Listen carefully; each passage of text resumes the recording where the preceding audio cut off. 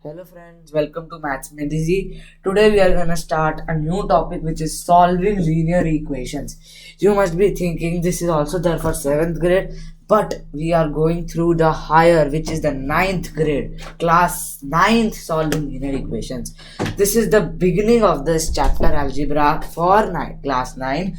Once we go further, we'll be solving linear inequalities and more. We'll be doing functions. Okay, so let's do that later. Let's start. So first, let's learn the basics about an equation. A equation is a statement with two expressions. Everyone knows it has a LHS and a RHS. Now we can add or subtract a same number on both sides of the equation to simplify the equation. This also you should remember. You can add or subtract, you can even multiply or divide on each side, on both the sides, so that you can simplify the equation. First, let's learn addition and subtraction property of equality. In this, you can add or subtract. So look, I wrote this equation which is x minus 3 is equal to minus 5.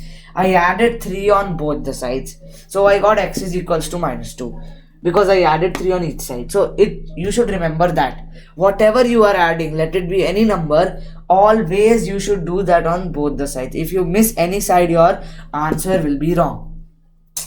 Subtraction property of equality is the same, but you write the equation instead of addition, you subtract.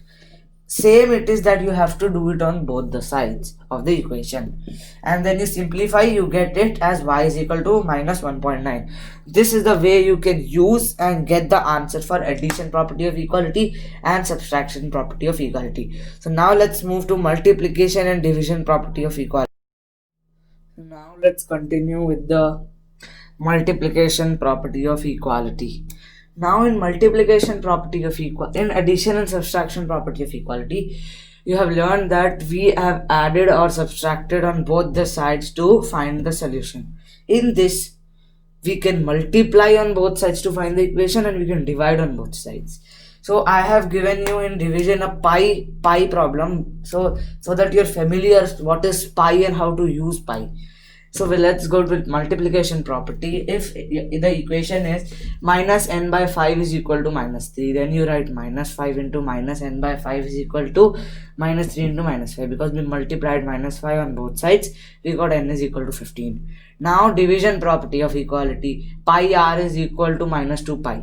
Pi r by pi is equal to minus 2 pi by pi, which is equal to x is minus 2, because pi is got cut on both the sides of the equation. Now here points to remember while solving and word problem and equality word problems will also be coming further in solving linear equations. I'll just be giving you this in the next or the some other example.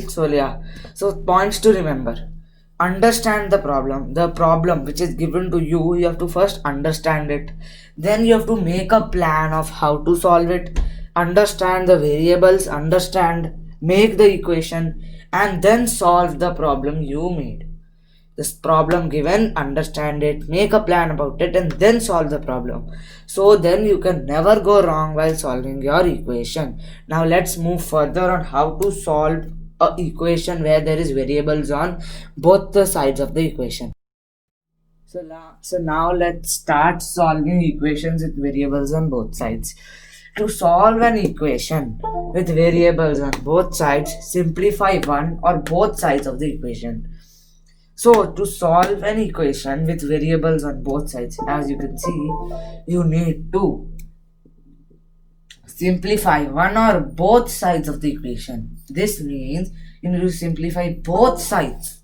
You need to do two processes. There cannot be any one process be done. At least two or more processes needs to be done. Actually, I even wanted to write that, but it's okay. I just wrote this. I'll explain you that. Now, as you can see in both the examples, I have done two or more processes. One or more process. Two or more process.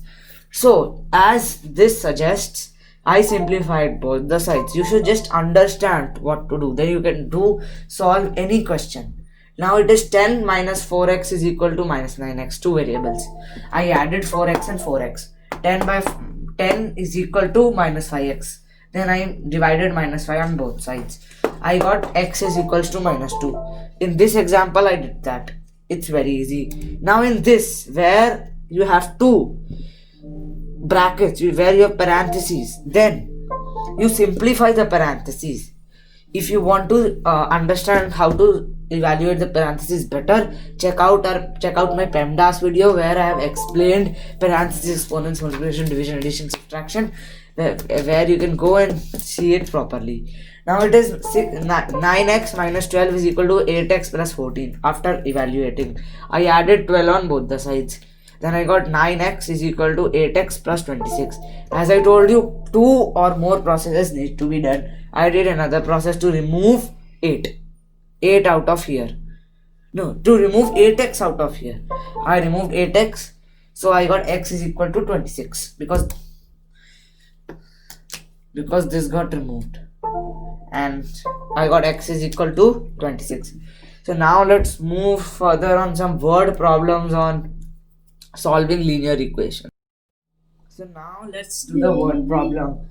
The first word problem is use the definition of mean to write an equation that represents the problem, then solve so that the mean is 5. Find Friday's miles cycle. Because this is a 9th class questions, so this won't be easy. It will have means, it will have proportions, lots of toughness will be there. Now they told you that sum of all this should be equals to 5. The mean should be equals to 5. Now find the bicycle on Friday. How many miles were bicycled on Friday? To find that, we add this by 5 is equal to 5. Now as I told you, we can multiply or divide on any side, and when there are two variables, there are not two variables, so we need two operations. So 5, so we got 14 plus x is equal to 25. Now we subtracted 14 on both the sides, and so our answer is x is equals to 11. Therefore, Friday 11 miles were cycled, so that the mean is 5 of the given equation.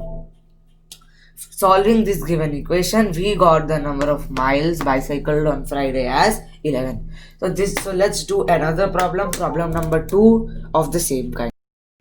Now let's solve the second word problem, which is a boat leaves New Orleans and travels upstream on the Mississippi River for 4 hours.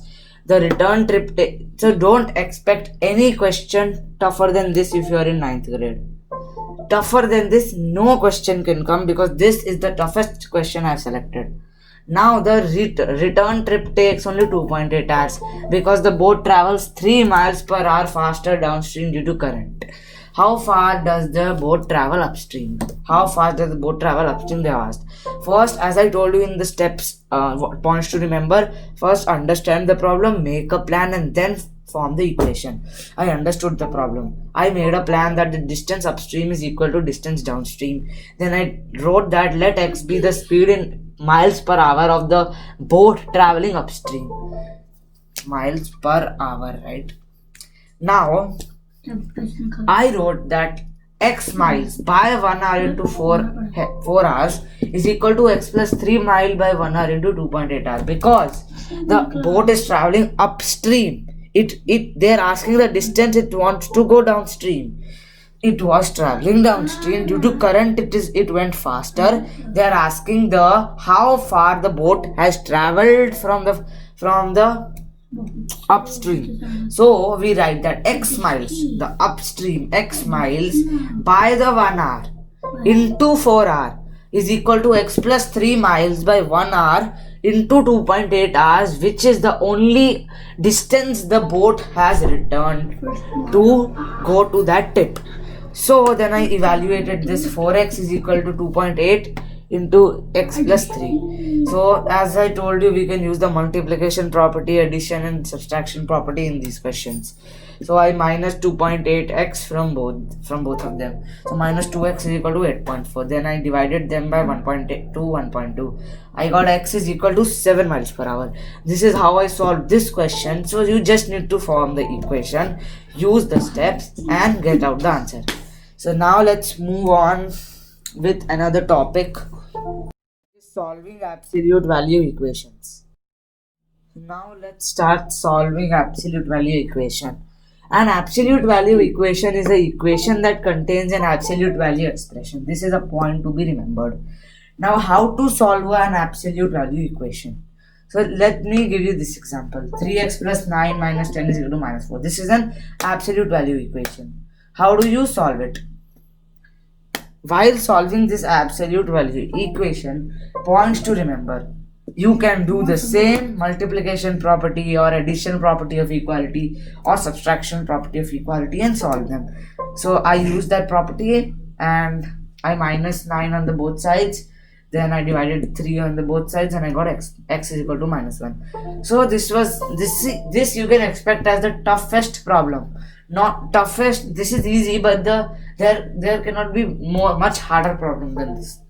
I can tell you, in your exam, not tougher than this can come. Now this is the easiest. So I gave you one tough one and easy one because I didn't want to think that I made you do the harder one and you will go wrong with the easy one. Yes. So x minus 4 is 6. So I added 4 to each side and I got x is equal to 10. So we can use addition property of equality, subtraction property of equality, multiplication property of equality, division property of equality to solve any sum we want. We can solve any question we want by using this property. So let's meet in the next video, which is solving linear inequalities, and bye for now.